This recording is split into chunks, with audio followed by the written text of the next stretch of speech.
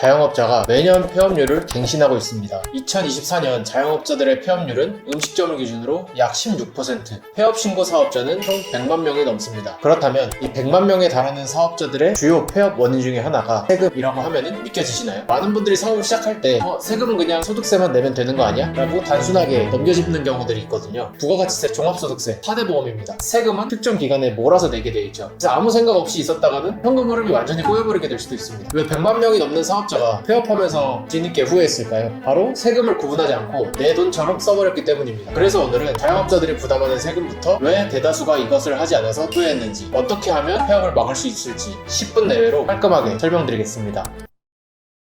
일단 자영업자가 내는 세금이 어떤 것들이 있는지 먼저 짚고 넘어가야 합니다. 첫 번째, 부가가치세입니다. 이건 1년에 2번 신고를 하고 1년에 2번은 세무서에서 나온 보지서로 납부를 합니다. 1월과 7월이 신고기간인데 간이과세자인 경우에는 1월 한 번만 신고를 하게 됩니다. 내가 판매하는 매출에 대해서 10%만큼은 받았다가 나중에 납부하는 세금이죠. 이 문제는 B2B 업종과 달리 B2C 업종의 경우에는 이 부가세를 한 번에 합쳐서 전체 금액으로 결제를 받다 보니까 이 정작 받은 돈의 10%는 내 돈이 아니라는 걸 까먹게 됩니다. 통장에 들어와 있으니까 마치 내 돈 같잖아요. 그런데 이거는 보관해 뒀다가 나중에 국가에다가 납부하는 돈입니다. 두 번째, 종합소득세. 이건 1년에 한 번 5월에 냅니다. 전년도 1월부터 12월까지 벌어들였던 돈에 대해서 한 번에 세금을 납부하는 겁니다. 그러다 보니까 1년치를 한 번에 정산하기 때문에 세금 폭탄처럼 느껴질 수밖에 없습니다. 세 번째, 이거는 세금이라고 하긴 어렵지만 준조세적 성격이 있는 4대 보험입니다. 건강보험, 국민연금, 산재보험, 고용보험들이 있겠죠. 직원이 있으면 당연히 직원분까지 같이 내줘야 하는 거고, 직원이 없더라도 사업주에 대한 보험료가 부과됩니다. 한 달에 적게는 몇만 원, 몇십만 원일 수도 있고 많게는 100만 원이 넘어갈 수도 있습니다. 그리고 마지막으로 등록면허세, 주민세, 상업소득처럼 이런 자잘한 지방자치단체에 납부하는 세금들이 있습니다. 그럼 여기서 카페를 한다고 한번 예시를 들어서 가정해 볼게요. 이번 달에 매출이 3천만 원이 나왔습니다. 순이익은 한 20% 잡아서 600만 원. 괜찮아 보이죠? 그런데 앞서 말씀드렸듯이 F&B나 소비자 대상 업종들은 부가세를 합쳐가지고 한 번에 금액을 결제를 받다 보니까 이제 막상 매출이 일어날 때는 잘 보이지 않았던 부가세, 그리고 1년치 순이익에 대한 종합소득세, 여기에 따른 건강, 연금보험료 등의 보험료까지, 심지어 이 부가세나 소득세 같은 경우에는 인건비나 임차료처럼 매달 고정적으로 나가는 게 아니라 1년에 한두 번씩 특정 기간에 몰아서 내게 되어 있죠. 그래서 아무 생각 없이 있었다가는 현금 흐름이 완전히 꼬여버리게 될 수도 있습니다. 그래서 많은 자영업자분들이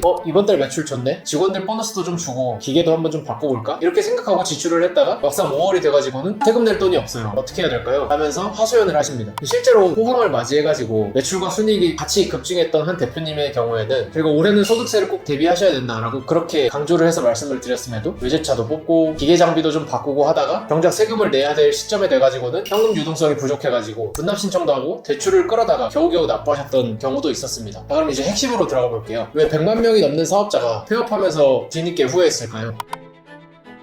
바로 세금을 구분하지 않고 내 돈처럼 써버렸기 때문입니다. 대다수의 자영업자분들은 지출을 관리하기가 쉽지 않다 보니까 알고서도 안 하기도 하고 누가 이렇게 알려주지 않아서 모르고 하지 못하기도 합니다. 대부분 폐업하신 대표님들이 공통적으로 하는 말 중에 하나가 장사 잘 될 때 미리 고려해둘 걸 이라는 말인데, 세금은 나중에 한 번에 정산한다고 생각하지만 그 나중이 생각보다 굉장히 빨리 옵니다. 그리고 그때 내 수중에 돈이 없다면 국가는 봐주지 않습니다. 실제로 국세청 통계를 보면 폐업한 사업자들의 약 60% 정도가 체납 이력이 있다고 확인이 되었습니다. 매출이 부진해가지고 사업이 어려워진 경우는 차치하더라도 세금 관리를 제대로 못한 경우가 이렇게 생각보다 많다는 겁니다. 매출은 있는데 세금 낼 돈이 없어서 체납되고 가산세 붙고, 그러다가 결국에 장사는 되는데 남는 게 없다면서 사업을 접어버리십니다. 그럼 어떻게 해야 될까요?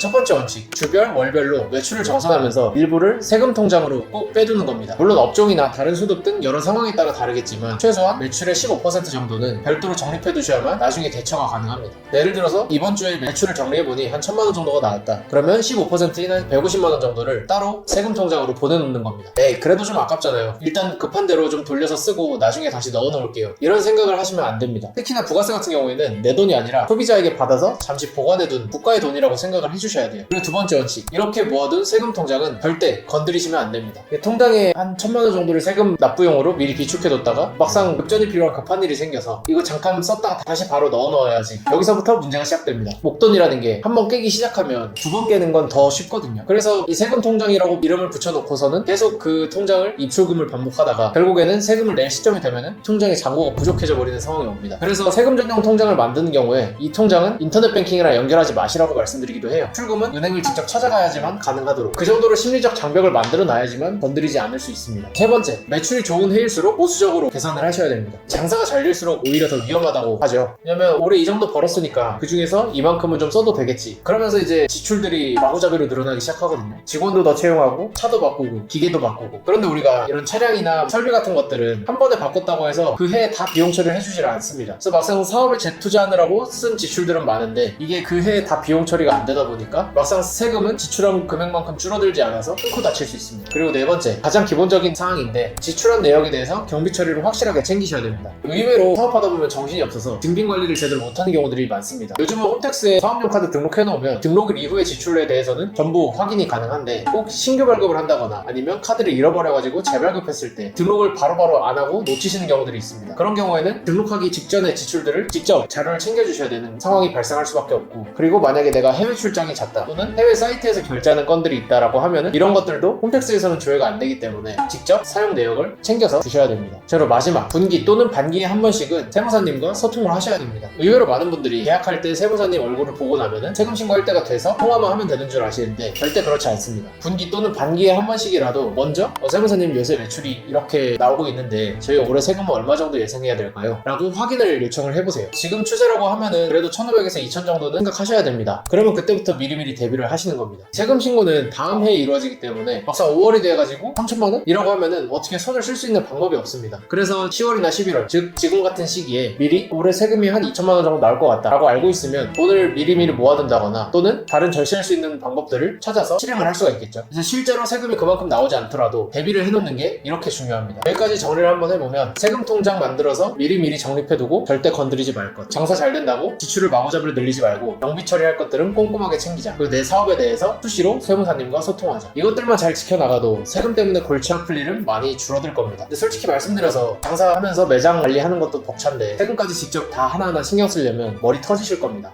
그래서 매월 일정 비용을 들이더라도 저희와 같은 전문가들에게 위임을 하는 것이고, 맡겼을 때는 장부 정리부터 세금 신고 그리고 절세 방안까지 함께 다 챙겨서 갈 수 있는 것이죠. 한 달에 커피값 몇 번 아껴서 이렇게 투자했을 때 줄어드는 세금의 효과가 더 크다고 하면은 사실 안 할 이유가 없잖아요. 특히 요즘은 전산이나 전자신고 제도들이 워낙 활성화가 잘 돼 있다 보니까 옛날처럼 자료를 일일이 다 챙겨가지고 방문하실 필요도 없고 편리하게 활용을 하실 수가 있습니다. 이런 세금 관리에 대해서 관심이 있거나 궁금하다고 하시면은 저희 하단에 링크 남겨드릴 테니까요. 한번 연락 남기셔서 본인의 사업 규모나 이런 상황에 대해서 한번 점검을 해보시는 것도 좋을 것 같습니다. 혼자 끙끙 앓다가 나중에 세금 폭탄을 맞는 것보다는 전문가들에게 맡기고 본업에 집중하는 것이 훨씬 더 효과적인 선택일 수 있으니까요. 저도 자영업을 하고 있기 때문에 세금 관리가 굉장히 어렵다는 걸 충분히 알고 있습니다. 그런데 제대로 된 정보랑 시스템만 갖추면 충분히 오래 살아남아서 롱런 하실 수 있어요. 이 영상을 보시는 모든 사장님들께서는 세금 관리 잘 하셔가지고 꼭 이 폐업 통계에 이름을 올리는 일이 없으시길 바라겠습니다. 오늘 영상 도움이 되셨다면 구독은 아니더라도 좋아요는 꼭 눌러주시고요. 궁금한 점이 있으시면 댓글 남겨주시면 확인하는 대로 답변 드리겠습니다. 다음에 더 유용한 정보로 찾아뵙겠습니다. 감사합니다.